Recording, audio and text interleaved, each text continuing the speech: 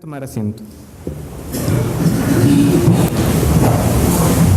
Junto con este pasaje en Lucas 13 estaremos estudiando también otro que está muy cerca, que es Lucas 14 del 1 al 6. Aunque es una narración más larga en lo que sucede en esa escena, nos vamos a enfocar en el milagro que fue hecho sobre este hombre. Y dice así: aconteció un día de reposo que, habiendo entrado para comer en casa de un gobernante que era fariseo, estos le acechaban, y aquí estaba delante de él un hombre hidrópico. Entonces Jesús habló a los intérpretes de la ley y a los fariseos, diciendo: ¿es lícito sanar en el día de reposo? Mas ellos callaron, y él tomándole, le sanó y le despidió. Y dirigiéndose a ellos dijo: ¿quién de vosotros, si su asno o su buey cae en algún pozo, no lo sacará inmediatamente, aunque sea en día de reposo? Y no le podían replicar a estas cosas. Conforme hemos estado avanzando en este estudio de los milagros de Jesús, y bueno, principalmente mi persona por estarlos escribiendo, uno llega a desarrollar una familiaridad con estos pasajes o en general con los milagros, y a veces uno tiende a decir, como recuerdan en aquella ocasión cuando estudiamos, o como dice tal texto de la palabra, y tal vez no todos lo recordemos, aunque yo sé que una buena parte me ha acompañado durante esta serie a lo largo de ella. Pero nuestra memoria es falible, entonces nosotros ya estudiamos un milagro en un día de reposo, que fue Mateo 12, que lo trata en específico, aunque ya han habido otros que también han sido un día de reposo. Y en cierto sentido hay mucha similitud. Y cuando uno entonces escucha algo que ya tal vez antes había oído, se hace a veces más difícil prestarle atención, porque uno dice: no, eso ya lo sé. Y la atención no es la misma, o eso ya lo he escuchado antes. Pero como Pablo decía, para mí no me es molesto decir las mismas cosas. Entonces, que en este repaso, hermanos, aunque la palabra de Dios es insondable, que nos esforcemos en prestar atención y no digamos simplemente, pues eso ya lo sé. Oremos. Señor, te damos gracias por la oportunidad que nos das de estudiar tu palabra. Te ruego que alejes las distracciones de nuestra mente, que no veamos por encima el texto asumiendo lo que no debemos asumir, sino que prestemos la debida atención, Señor. Que el Espíritu Santo obre en nuestros corazones para que esta palabra perdure, que nos proteja del error y que nos guíe a toda verdad, como sabemos que es la promesa, Señor, y que veamos a nuestro Señor Jesucristo siempre exaltado sobre todas las cosas. En el nombre de nuestro Redentor oramos. Amén. Entonces, recordemos brevemente ese texto en Mateo 12. Mateo capítulo 12.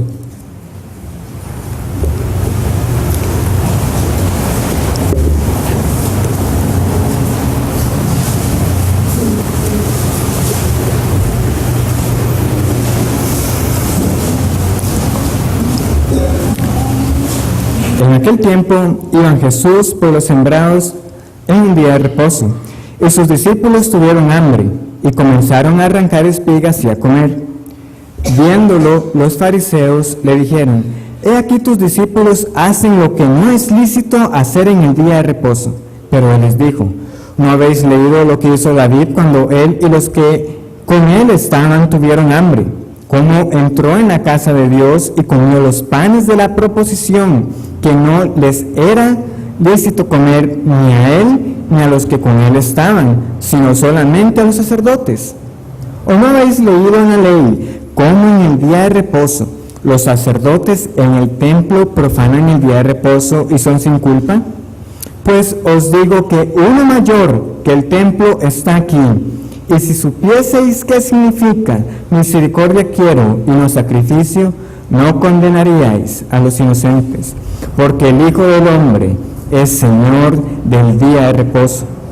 Pasando de allí, vino a la sinagoga de ellos, y he aquí había allí uno que tenía seca una mano, y preguntaron a Jesús para poder acusarle: ¿es lícito sanar en el día de reposo?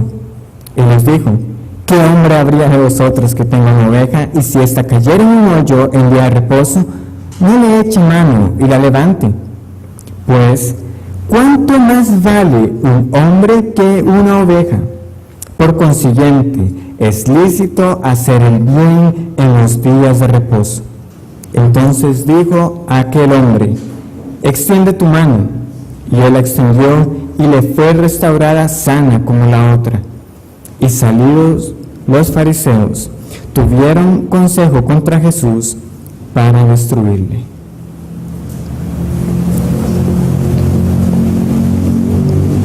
Volvamos ahora sí a nuestro texto entonces en Lucas capítulo 13, versículo 10. Lucas 13, 10.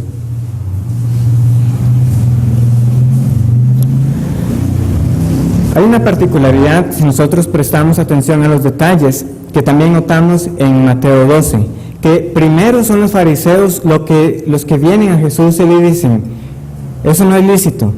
Y en la segunda parte es Jesús el que va a la delantera y les dice: es lícito hacer lo que voy a hacer.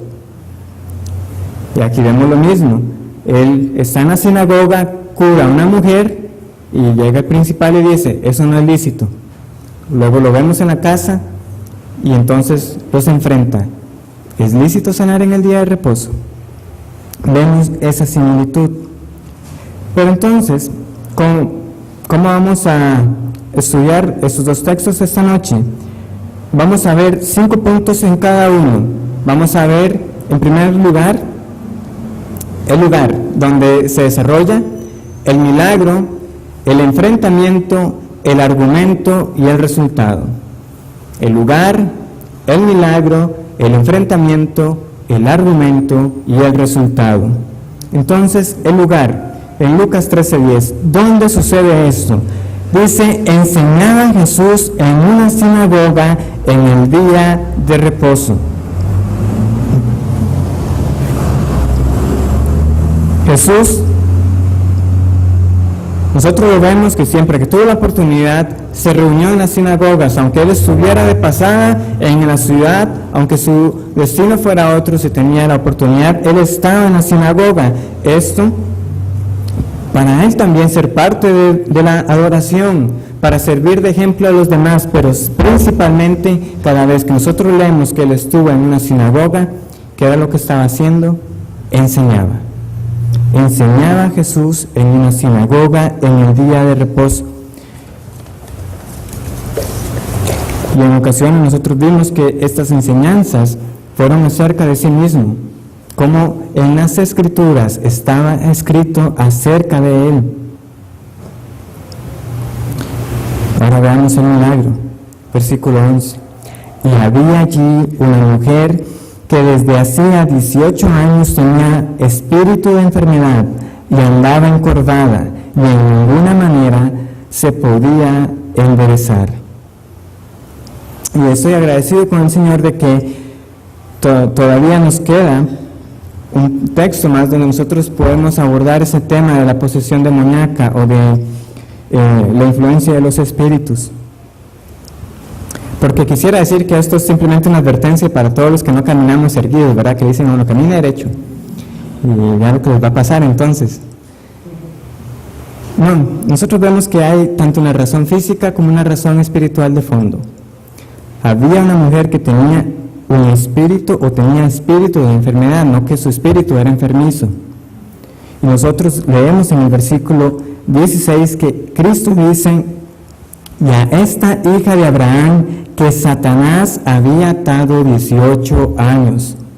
Había una razón espiritual de fondo que no podemos simplemente ignorar. ¿Y por qué digo que estoy agradecido? Porque en estos días un hombre llamado Tony Jones, que el hermano Eduardo compartió un enlace donde prácticamente ya se declara como un hereje, usa un argumento común para rechazar estos textos donde nosotros leemos acerca de la influencia de los demonios en esta época del Nuevo Testamento. Él dice que donde Jesús vio muchas veces una posesión demoníaca, nosotros veríamos esquizofrenia, simplemente una enfermedad, pero que Cristo nos sabía distinguir entre lo que era una enfermedad mental y lo que era, pues, lo que vemos aquí, espíritus que estaban afectando a las personas. Además, en otro sitio, que aunque no es de teología, sí se supone que quien escribe es creyente y que la audiencia de ese blog es también de creyentes, presentaban el caso de una muchacha que tenía un problema de personalidad múltiple, pero a un grado bien extremo. Estamos hablando que más de 90 personalidades, algo exagerado, pero que el autor de ese documental que se presentaba en el sitio aludía que eso era cierto. Entonces uno de los que comentaba sugirió que podía tratarse de espíritus, que esa mujer estaba poseída. Y a mí me sorprendió entonces los comentarios de las personas, cómo lo ridiculizaron, diciendo, ¿qué le pasa? Eso hay que estudiarlo a través de la ciencia, que ella encuentre la cura y demás.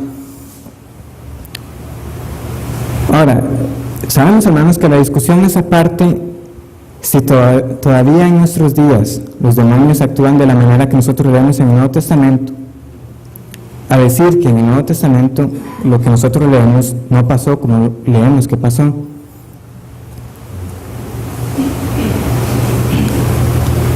Decir que nuestro Señor Jesucristo nos supo distinguir entre lo que era una enfermedad y acusar de todo como culpa de los demonios es una gran mentira. Y no se puede sostener ante el relato bíblico. Los escritores del Nuevo Testamento, discípulos entre ellos, siempre hacen la separación cuando era necesaria.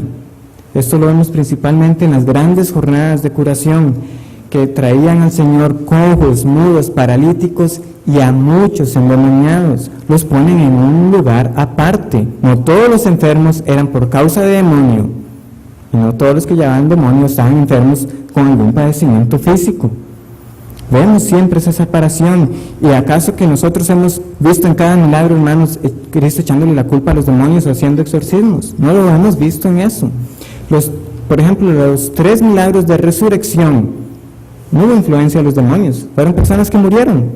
¿Dónde lo vemos a él haciendo un exorcismo para que volvieran a la vida? No.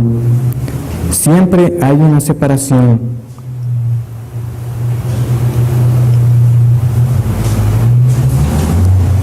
Ahora, tampoco se nos dice la razón cómo esta mujer llegó a quedar tan jorobada, tan encorvada como leemos. Simplemente que ya transcurridos 18 años no había nada que hacer. Ya estaba así doblada. No había más que hacer por esta mujer.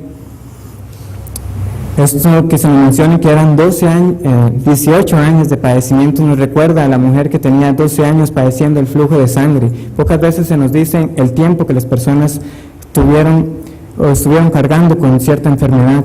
Y aparte del ciego de nacimiento, creo que esta mujer es una de las que por más años, bueno, también tenemos el paralítico de Bethesda, pero que por tantos años estuvo enferma.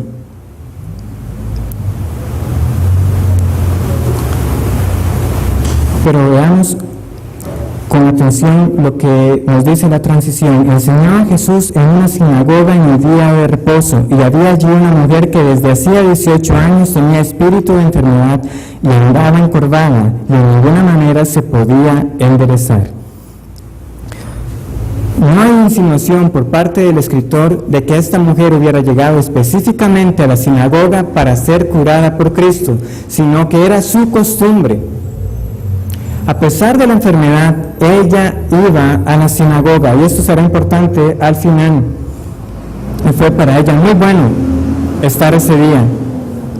¿Y cómo ocurre el milagro? Hermanos, sorprende la brevedad esta noche de los milagros que nosotros vamos a estudiar. dice el versículo 12, Jesús la vio, la llamó y le dijo, mujer, eres libre de tu enfermedad, y puso las manos sobre ella, y ella se enderezó luego. Qué buen quiropráctico era nuestro Señor Jesucristo. Esta mujer seguramente ya se había resignado a vivir de esa manera. No se esperaba que Cristo la viera y la enderezara. Y eso es todo, no hay más explicación. Ahora sí, llama la atención de que no vemos al Señor pronunciando palabras contra el Espíritu, pero suponemos que en ese proceso de tomarla y enderezarla también fue expulsado. ¿Y por qué es un milagro, hermanos? Porque las lesiones en los huesos, una fractura por leve que sea, no se cura de un día para otro. Pero ella fue enderezada de inmediato. Y del milagro pasamos al enfrentamiento. Versículo 14. Pero el principal de la sinagoga, enojado de que Jesús hubiese sanado en el día de reposo, dijo a la gente, 6 días hay en que se debe trabajar, en estos pues venid y sed sanados, y no en día de reposo. Y llama la atención que este hombre, este principal, no va directamente a Jesús, sino que se dirige a las personas. Trata de confundir a las personas, se dirige a ellas y les dice, cualquier otro día pueden ser curados, pero en día de reposo no. Y nosotros vemos al final que las personas estaban maravilladas, y esto debe ser tanto por la forma en que Cristo curó a esta mujer y también cómo dejó callados a los adversarios. Pero, ¿qué argumento más débil el que está usando este principal? Él sabe que lo que ha ocurrido es una buena obra. No sé si será que él pensó que Cristo estaba poniendo en tela de duda su autoridad con la cual ellos enseñaban al sanar a esta mujer. Pero hermano, no había una excepción en la ley judía que dijera que alguien no podía ser curado en un día de reposo. De hecho, en cada milagro que nosotros estudiamos que ocurrió en ese día, en el sábado, si uno va a la ley e incluso las tradiciones de estas personas que están documentadas, realmente no se encuentra una excepción que diga que alguien no puede ser curado un sábado o un día de reposo. Ellos estaban acusando a Cristo de quebrantar el sábado, pero realmente el Señor no lo estaba haciendo. Ni aún la acusación era válida, ni mucho menos privarlo de lo que estaba haciendo. Entonces Cristo responde, hipócrita, cada uno de vosotros, señalando no solamente al principal, sino a los que estaban de acuerdo con él, cada uno de vosotros no desata en el día de reposo su buey o su asno del pesebre y lo lleva a beber. Y a esta hija de Abraham, que Satanás había atado 18 años, no se le debía desatar de esta ligadura en el día de reposo. Es un argumento demoledor. ¿Qué es lo que está acusando este principal? Está diciendo, la semana tiene 7 días, en 6 pueden ser curados, en el día de reposo no. Pero ¿cuál es el ejemplo con el cual el Señor lo está refutando? Ustedes le dan de beber a sus animales todos los días. Así como cuando uno tiene gallinas o perro, una mascota, usted todos los días tiene que darle el alimento. La actividad que usted me acusa me la está impidiendo que no se pueda hacer los 7 días, pero aún en el día de reposo ustedes sacan a sus bueyes, a sus ovejas, a sus asnos a beber. ¿Con qué autoridad entonces ustedes están mandando a que solo se puede curar en otros días? Entonces nosotros vemos el resultado de todos estos acontecimientos. Vemos en primer lugar que la mujer glorifica a Dios en el versículo 13, y ella se enderezó luego y glorificaba a Dios. El otro resultado fue el pueblo que estaba gozoso en el versículo 17. Al decir él estas cosas, Se avergonzaban todos sus adversarios, pero todo el pueblo se regocijaba por todas las cosas gloriosas hechas por él. Una admiración superficial, sí, en la mayoría de los casos fue así, porque esto justamente va a atestiguar contra estas personas, y lo mismo contra nosotros si hubiéramos estado, que así como una vez se gozaban por lo que Cristo hacía, iban a estar clamando para que luego fuera crucificado. Pero principalmente, y el resultado directo del argumento del Señor, fue que ellos quedaron avergonzados. Avergonzados.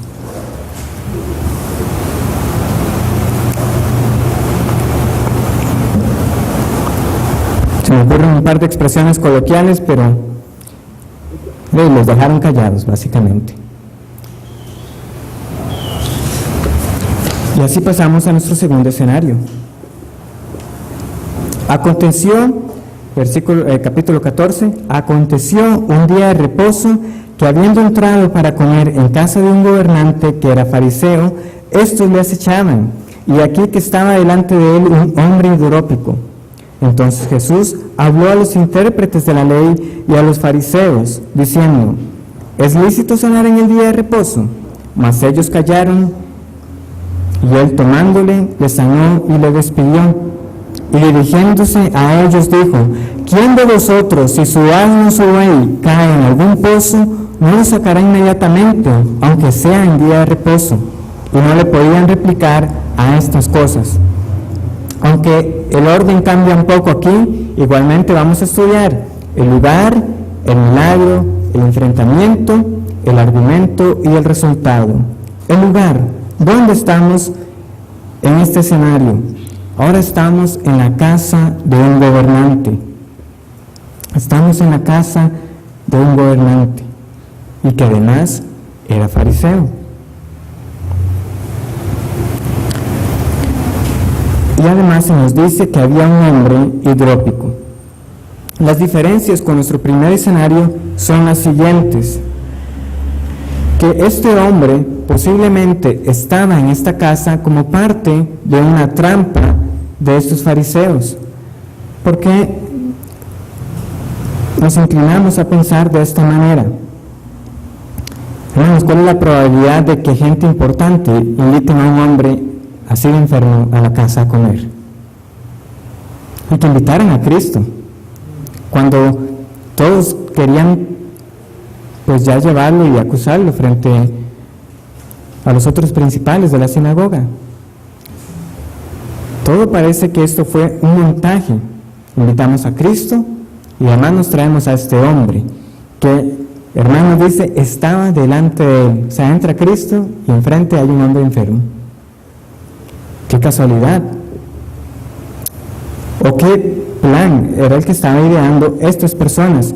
¿Y por qué tenemos aún más esa certeza? ¿Cómo finaliza el versículo 1 del capítulo 14? Estos le acechaban. Estaban buscando la oportunidad.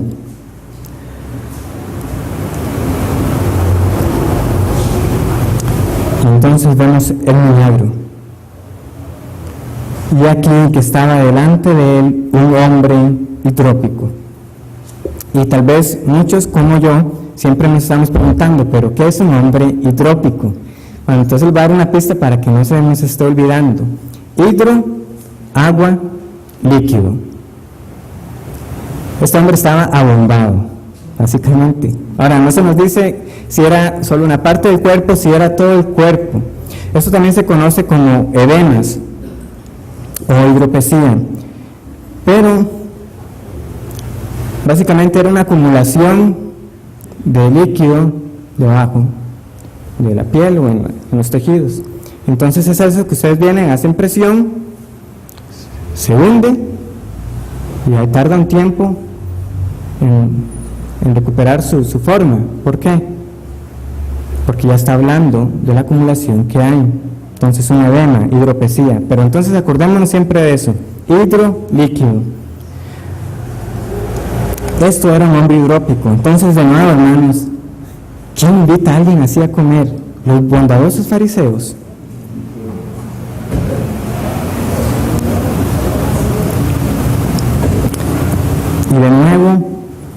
milagro que pasa a un segundo plano.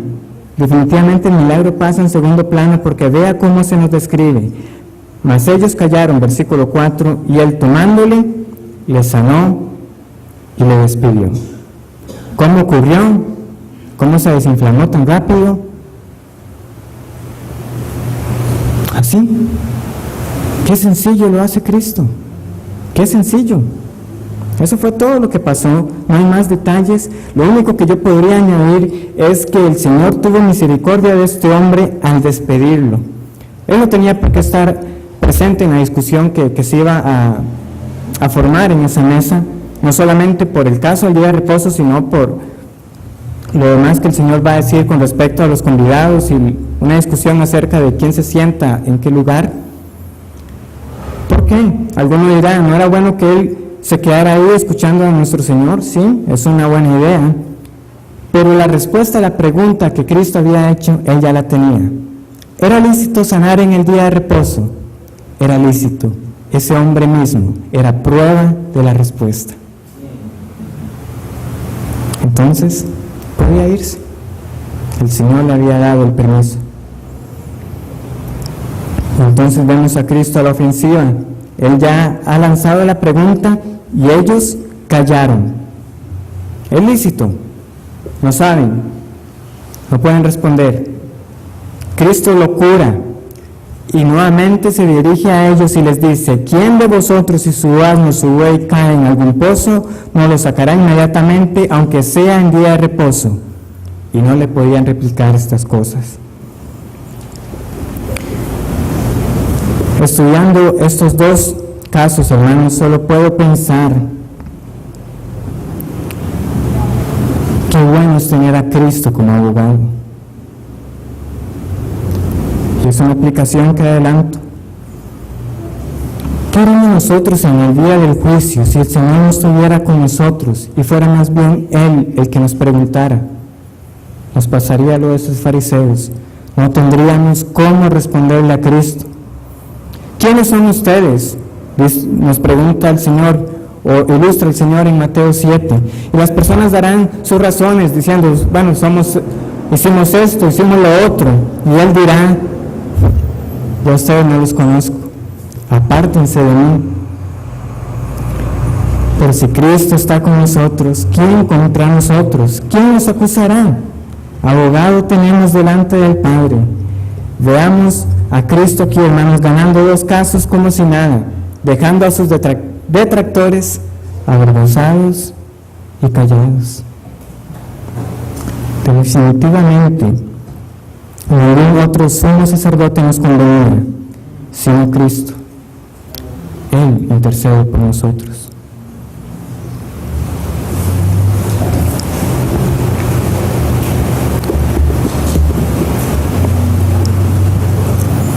¿Cuál fue el argumento de Cristo?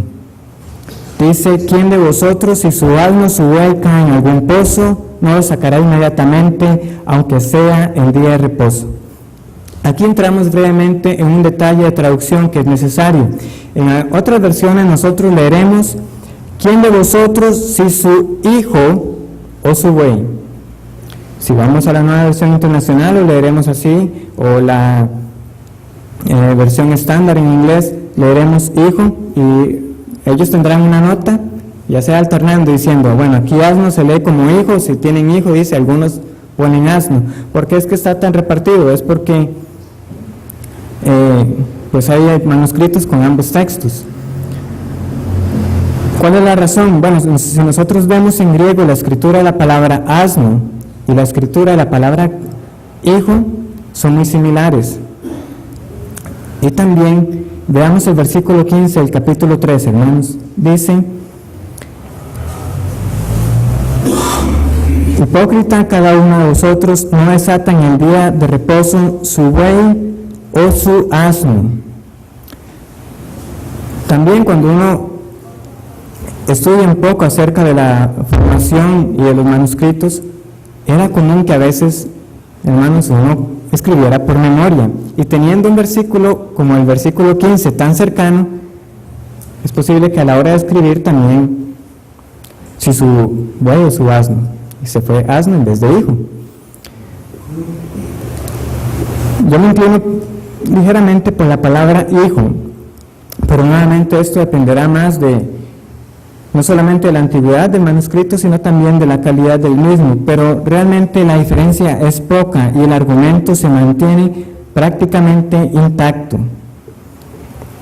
Si fuera hijo, el argumento me recuerda más a Mateo 12, donde el Señor pregunta, ¿qué vale más, un hombre o una oveja? Y si es, como lo leemos aquí, un asno o un buey, es un argumento que sigue la línea del versículo 15 de Lucas 13. Realmente el cambio es muy poco y se mantiene. Pero sí hay una diferencia importante. En el primer escenario, él decía que la actividad con la cual acusaba a los fariseos era una actividad, como hermanos, era una actividad diaria. Todos los días había que dar de beber a los animales. Pero lo que estamos leyendo aquí es algo más accidental. Es algo que ocurre en el momento.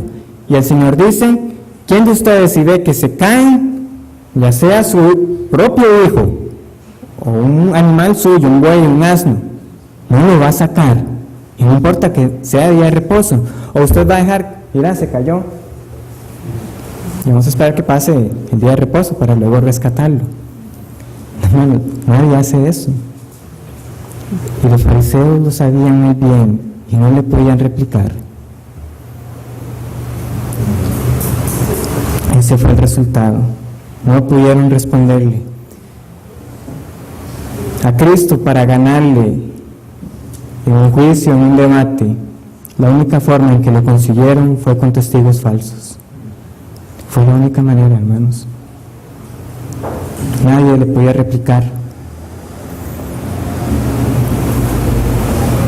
El hombre curado, los fariseos silenciados y Cristo confirmando su señorío sobre el sábado. Es momento entonces para nuestras aplicaciones, y tenemos 4 esta noche. En primer lugar, el valor de la vida humana. En segundo, es una pregunta, y la pregunta es, ¿cuál es su sábado? En tercer lugar, el señorío de Cristo sobre el día de reposo. Y finalmente, la bendición o la condenación de estar en la casa del Señor. Entonces, en primer lugar, el valor de la vida humana por encima de la vida animal. Esto, a pesar de que en el versículo 5 nosotros no leemos la palabra hijo, realmente los argumentos del Señor siguen esa misma línea. Él está diciendo, ustedes se preocupan más por los animales, pero aquí tenemos enfrente personas que ocupan auxilio, que ocupan ayuda, y por ellas ustedes no, ponen una excusa no válida. Y vamos a ampliar entonces esta idea que ya estudiamos en Mateo 12, porque el Señor hizo esa pregunta, ¿qué vale más, la vida de un hombre o la vida de un animal? En nuestros días esta diferencia prácticamente ya no existe. Recordemos el caso de esa señora que tenía muchos perros, que ya eran años en esa situación, y que el Ministerio de Salud tiene como su última resolución, o tenía, porque ya esa ley, por todo el alboroto que se armó, la ablación de las cuerdas vocales. Los comentarios que yo leía en todo lado en las noticias, bueno, me dejaban asustado, como algunas personas, sí vengan para agarrarlos y yo quitarles las cuerdas para que vean lo que se siente. O sea, personas que les da igual ya la vida de un animal o la vida de una persona. Yo también reconozco que me sorprendía que una ley como esa todavía existiera. Pero veamos, hermanos, Cristo está enseñando que la vida humana es más valiosa que la vida animal, pero no está enseñando que por esa causa podamos hacer con ella lo que queramos. Eso no lo está enseñando. No está diciendo, bueno, como es un animal, pues maltratémoslos. No es eso el punto. Yo no soy vegetariano, no estoy interesado en serlo, pero yo no favorezco que maten a los animales de una forma barbárica o de una forma que prolongue su agonía.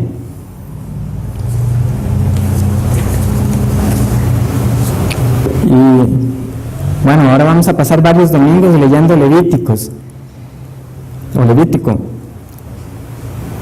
No sé si ustedes han visto cómo eran esas esas formas de degollar. Uno, si se pone a buscar, uno puede encontrar todavía videos de personas que lo hacen. O si, bueno, han estado aquí cuando matan un cerdo para los chicharrones. Entonces, hermanos, que agradecidos debemos estar de que esos sacrificios han sido abolidos, que no quitaban el pecado. No podemos hacer con la vida animal como nos plazca, pero el Señor afirma la diferencia. Nosotros somos creados a la imagen de Dios. De forma particular a la especie humana, el Señor sopló aliento de vida. Por tanto, por más que nuestro perro, gato, iguana o lo que sea, nosotros digamos que es parte de la familia, hermanos, no es una criatura a imagen y semejanza de nuestro Creador.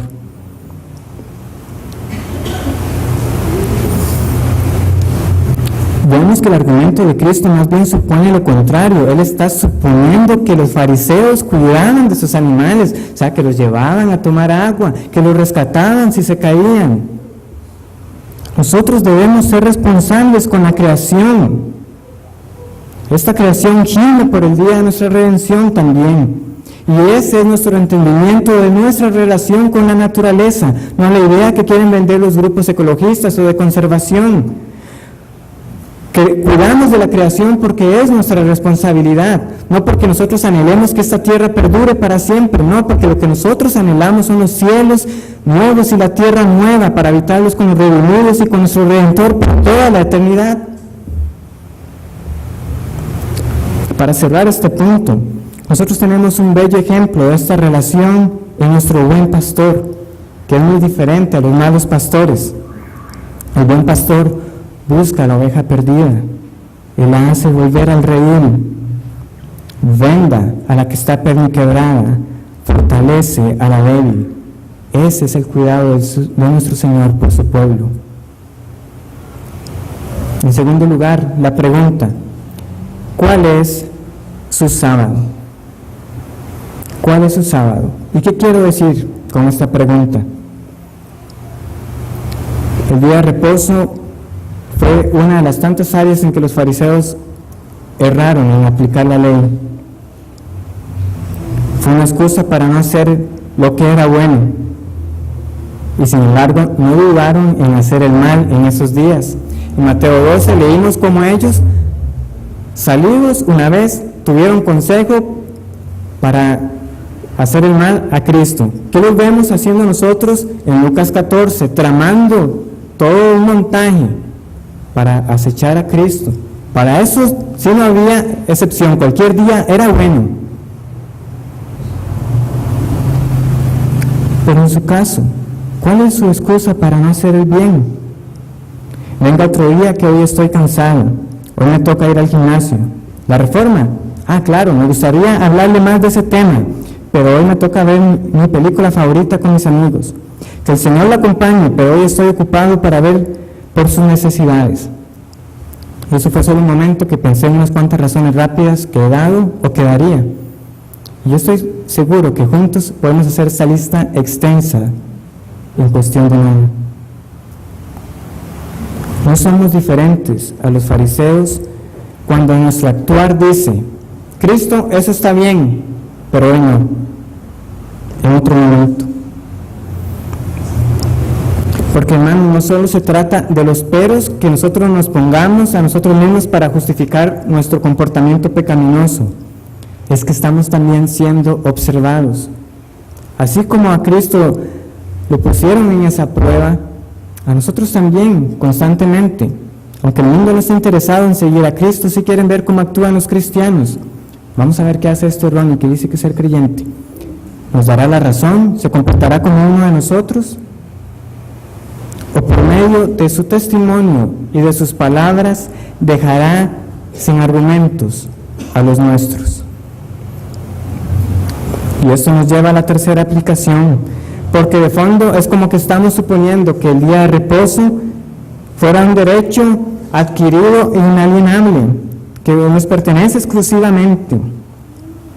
Los fariseos habían hecho del sábado una carga más. Lo que era pensado para haber sido de bendición, Era una medida más de represión contra el pueblo. Pero hermanos, aunque el día de reposo fue hecho por causa del hombre, Cristo es el Señor del día de reposo. No es nuestro como tal. Los privilegios que nosotros tenemos espiritualmente siempre serán por lo que somos en Cristo y nuestra posición delante del Padre en Él. Es el día del Señor. Nosotros ya tenemos mucho tiempo durante toda la semana. En muchos casos, el tiempo que nosotros dedicamos para las cosas del Señor, si acaso excede por poco el tiempo que representa estar aquí cada domingo.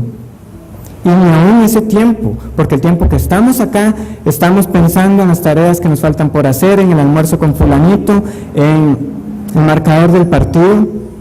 Y eso, si es que luchamos contra esos pensamientos, porque en otros casos simplemente los pensamos y cuando nos damos cuenta, mira, ya terminó el culto, ya me puedo ir.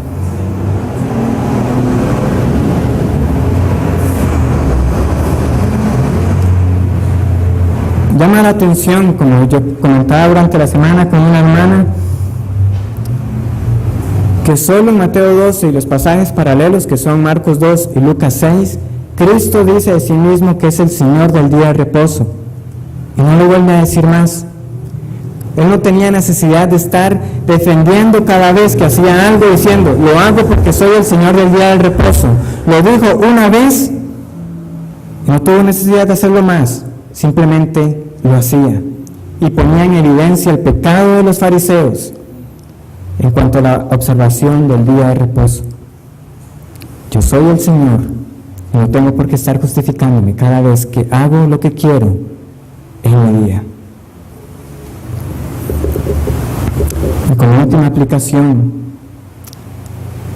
a pesar de nuestra dificultad para honrar el día del Señor como quisiéramos y como debiéramos, sigue siendo el lugar de reunión con los hermanos en Cristo el mejor lugar donde uno puede estar un domingo. Siempre recordamos a Tomás que estuvo una semana más en incertidumbre e incredulidad por no estar donde debía estar. Pero nosotros tenemos a esta mujer encorvada, 18 años, yendo a la sinagoga, una hija de Abraham. Y creo que el Señor lo decía en el sentido espiritual. 18 años encorvada. Y ahí va, a la sinagoga.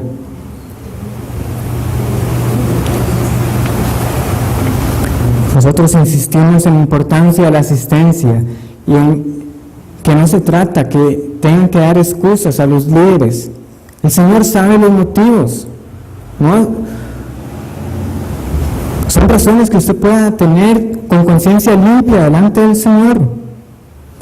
Pero en nuestra debilidad basta una pequeña lluvia, una gripe, una tarea de colegio que por vagancia hemos pospuesto para no venir. O sea, si usted está enfermo seriamente, y es un virus contagioso, hermano, no le estamos pidiendo que venga a adelantar nuestra partida con el Señor. Pero en serio, hay hermanos acá que son un ejemplo para nosotros, porque como esta mujer encorvada, 18 años, o como Ana la profetisa que tenía más de 90 años, y estaba ahí en el templo, cada vez que tienen la oportunidad, hay culto, aquí están. Y somos muchos los que somos más jóvenes, más sanos y que podemos organizar mejor nuestras prioridades y no estamos. No es una asistencia militar rígida, es que usted haya en este día delicia y gozo. Qué hermoso es habitar los hermanos juntos en armonía. Fue una bendición para esta mujer estar en la sinagoga, pero también hay que amonestar a los que están aquí por meses o por años y que simplemente están amontonando juicio para sus vidas, porque tienen conocimiento del Evangelio y de sus buenas noticias, pero sus vidas siguen inmutables. En ese sentido, yo sí les digo que quizás les fuera mejor no estar aquí, en vez de estar amontonando ascuas de fuego y juicio contra ustedes. ¿Cuánto tiempo más estará inmutable? No importa cuántos años usted lleve atado a las ligaduras de Satanás, hay libertad en la verdad, hay libertad en Cristo, porque Cristo es la verdad. Recuerde, hoy puede ser su día de salvación, pero sobre todo este domingo no es su día, es el día del Señor. Y esperamos el día cuando Él venga para gobernar para siempre. Oremos.